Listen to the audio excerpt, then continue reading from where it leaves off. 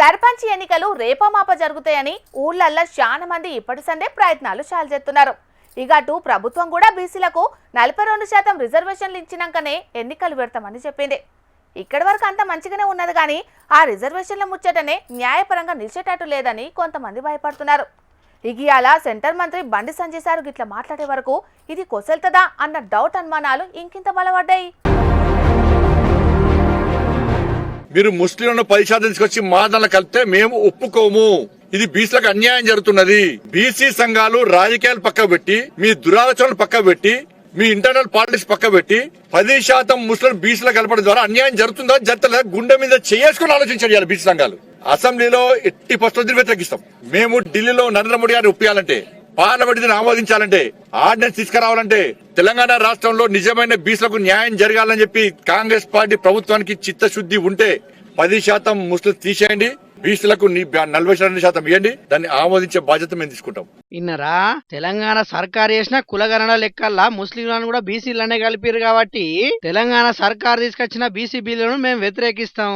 ఈ ముచ్చట్ల ప్రధాని మోడీ సార్ ను ఒప్పియాలన్నా, పార్లమెంట్ లో ఆమోదం పొందాలన్నా ముస్లింలకు ఇచ్చిన 10% రిజర్వేషన్లను తీసేయాలి.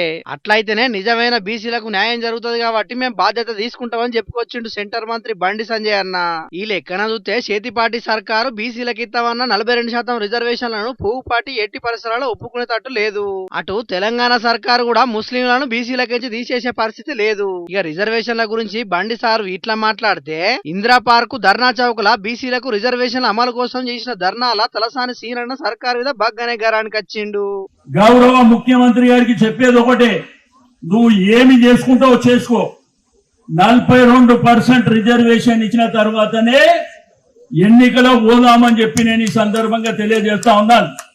మేమేం భిక్షగాన్లం కాదు, అడక తినేటోళ్ళం అంతకంటే కాదు అని చెప్పి ఈ ప్రభుత్వం గుర్తు పెట్టుకోవాలని చెప్పి నేను ఈ సందర్భంగా తెలియజేస్తా ఉన్నాను. మాతో గోక్కున్నాడు వాడు బాగుపడినటువంటి దాఖలాలు లేవు బిడ్డ, జాగ్రత్తగా ఉండండి అని చెప్పి హెచ్చరిక చేస్తా ఉన్నాను. ఇది చిన్న శాంపిల్ మాత్రమే. ఒకవేళ నిజంగానే మేమందరం ఇట్లా సమాజంలోకి, ప్రజల దగ్గరికి, మా బిడ్డల దగ్గరికి రాష్ట్ర వ్యాప్తంగా వెళ్ళిందంటే ప్రతి జిల్లాలో భూకంపం సృష్టిస్తామని చెప్పి నేను ఈ సందర్భంగా తెలియజేస్తా ఉన్నాను. మీరేం చేస్తారో ఎయ్యూరి గాని 42% రిజర్వేషన్లు ఇచ్చినాకనే ఎన్నికలు జరపాలని డిమాండ్ చేసిండు.